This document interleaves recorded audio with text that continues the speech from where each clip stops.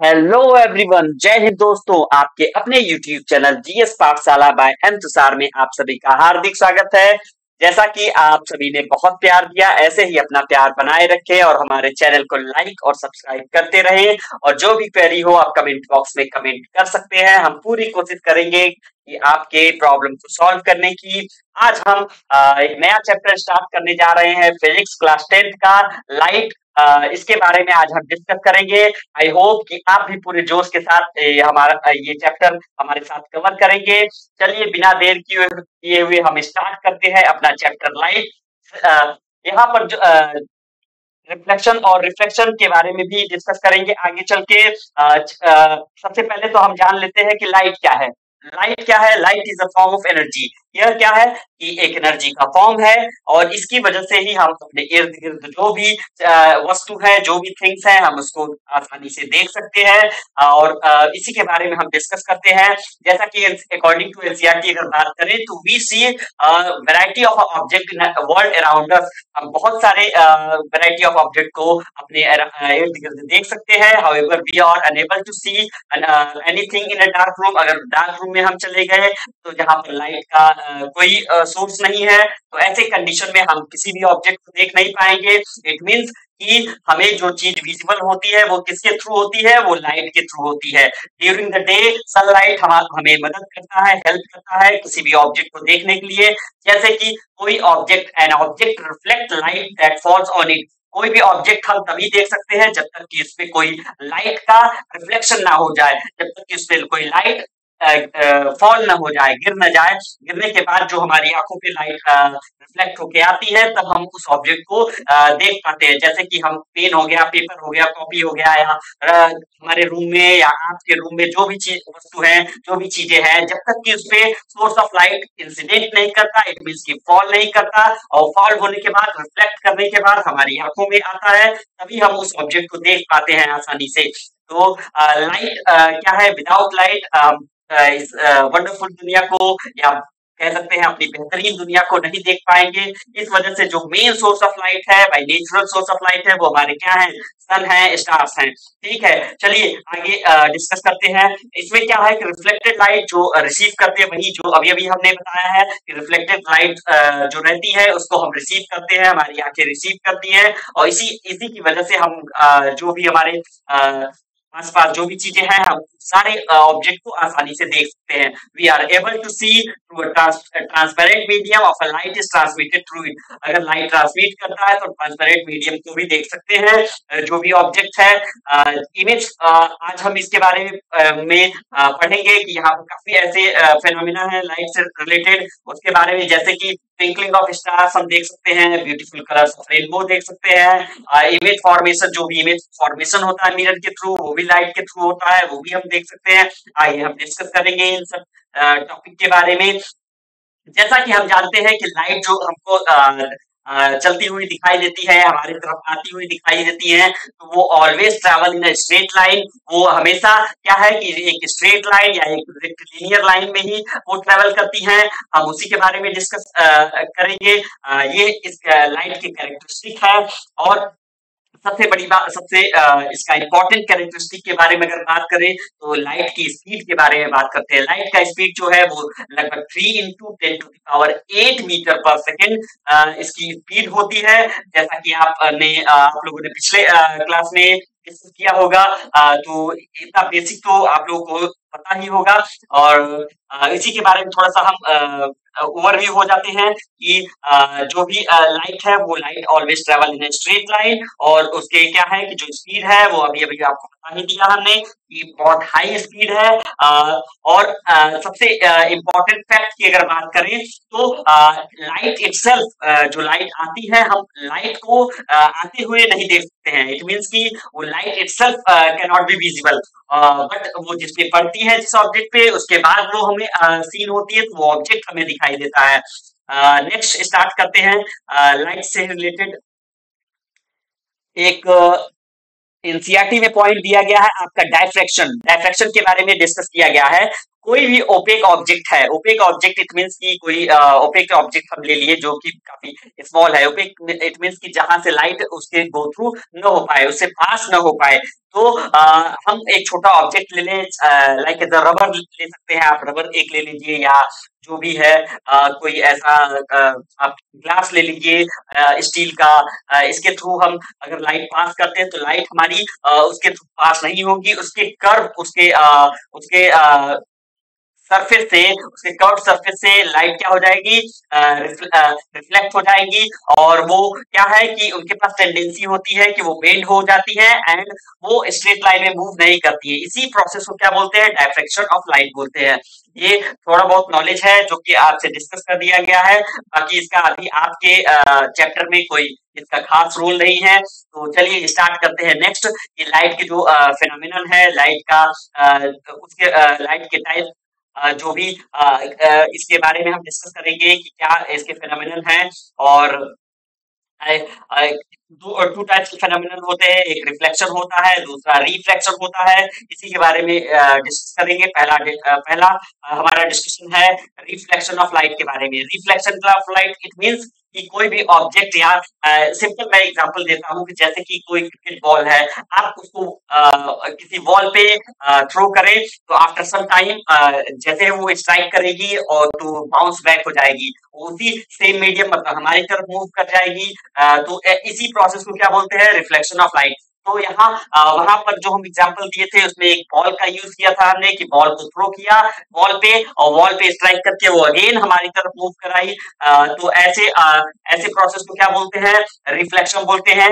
और यही प्रोसेस आपका लाइट में होता है कि कोई सोर्स ऑफ लाइट है, अगर वो किसी ऑब्जेक्ट पे स्ट्राइक करती है तो आफ्टर सम टाइम वो क्या हो जाएगी, वो अगेन बाउंस बैक कर जाएगी उसी सेम मीडियम में। इसी प्रोसेस को बोलते हैं रिफ्लेक्शन ऑफ लाइट। और इसका आप डेफिनेशन देख सकते हैं, कोई हाईली पॉलिश सरफेस है जैसे कि मिरर हो गया, तो reflect most of the light falling on it, ज्यादातर वो लाइट को क्या कर देता है, रिफ्लेक्ट कर देता है।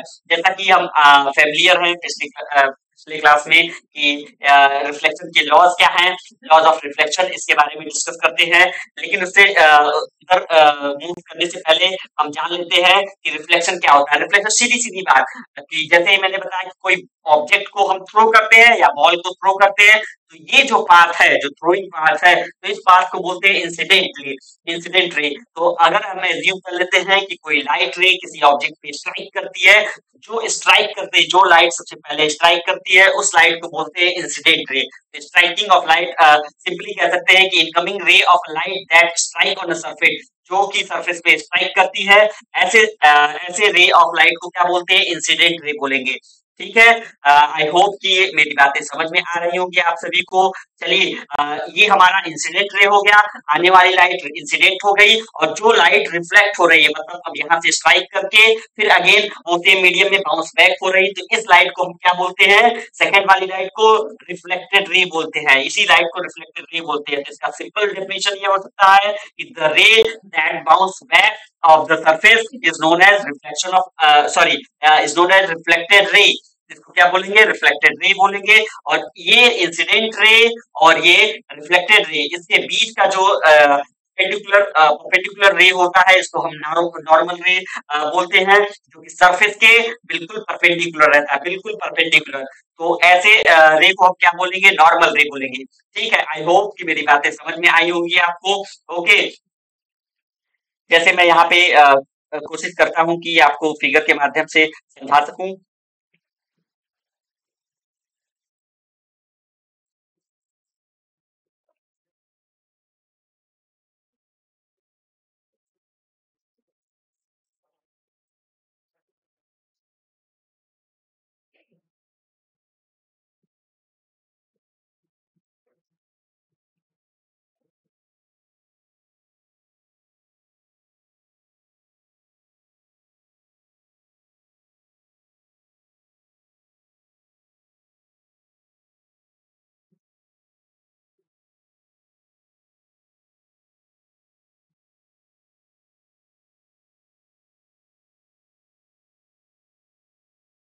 ये जो लाइट है वो इंसिडेंट रे हो गया आपका।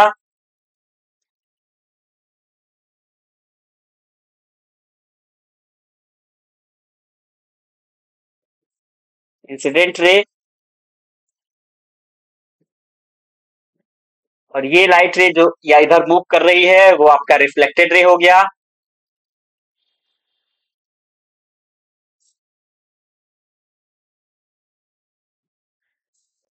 आर से जिसको डिनोट कर सकते हैं हम। और ये सिंपली ये जो स्ट्रेट लाइन है,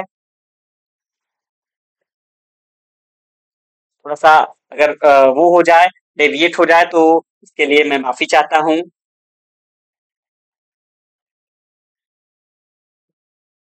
इसको बोलेंगे नॉर्मल रे। ठीक है, आई होप कि मेरी बातें आपको समझ में आई होंगी। और इसी के बीच हम थोड़ा सा डिस्कस कर लेते हैं कि यहाँ पर एक पॉइंट आप में एनसीईआरटी में तो अभी नहीं दिया गया है, लेकिन हम आपको थोड़ा सा बता देते हैं कि ये जो एंगल है इनका जो इस एंगल का जो फॉर्मेशन है, इसको बोलते हैं, इस वाले एंगल को बोलेंगे,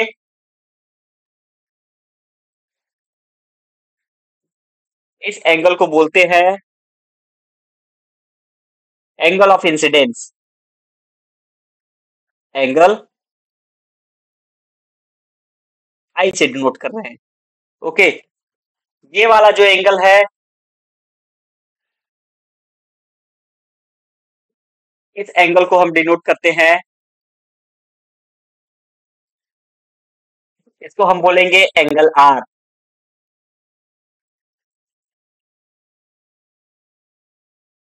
ठीक है, थोड़ा सा कर्सर मेरा सही से चल नहीं रहा, इस वजह से मैं माफी चाहता हूँ। आई होप कि मेरी बातें आपको समझ में आई होंगी। ये एक लाइट वे है जो कि इस पॉइंट पे स्ट्राइक कर रही है, जिसको पॉइंट ऑफ इंसिडेंस बोलते हैं। तो ये इंसिडेंट रे हो गई, और ये आपका रिफ्लेक्टेड रे हो गया। और इसके जस्ट परपेंडिकुलर इस सरफेस के जस्ट परपेंडिकुलर जो लाइट रे है उसको बोलते हैं नॉर्मल रे। और एंगल ऑफ इंसिडेंस क्या है कि इंसिडेंट रे और नॉर्मल रे के बीच में जो एंगल का फॉर्मेशन होता है उसको बोलते हैं इंसिडेंट रे। और एंगल ऑफ रिफ्लेक्शन क्या है कि रिफ्लेक्टेड रे और उस नॉर्मल रे के बीच का जो एंगल होता है उसको बोलते हैं reflected ray, sorry, angle of reflection बोलते हैं। आई होप कि मेरी बातें आपको समझ में आई होंगी। चलिए नेक्स्ट टॉपिक स्टार्ट करते हैं। लॉज ऑफ रिफ्लेक्शन के बारे में हम डिस्कस करते हैं। लॉज ऑफ रिफ्लेक्शन क्या है भाई? लॉज ऑफ रिफ्लेक्शन, सबसे पहला लॉज ऑफ रिफ्लेक्शन यही है कि एंगल ऑफ इंसिडेंस जो होता है वो ऑलवेज भी equal to angle of reflection के बराबर होता है। जैसे ये पहला पॉइंट दिया गया है, angle of incidence is equal to angle of reflection. Okay, next हमारा जो सेकेंड लॉ है इसमें, incident ray, normal ray and reflected ray all lie on a same plane. जैसा कि हमने यहाँ पे दिखाया आपको, सॉरी हम थोड़ा कलर चेंज कर ले रहे हैं तो आपको थोड़ा सा और अच्छे से दिखाई देगा। ये देख रहे हैं, ये यही यही सरफेस है।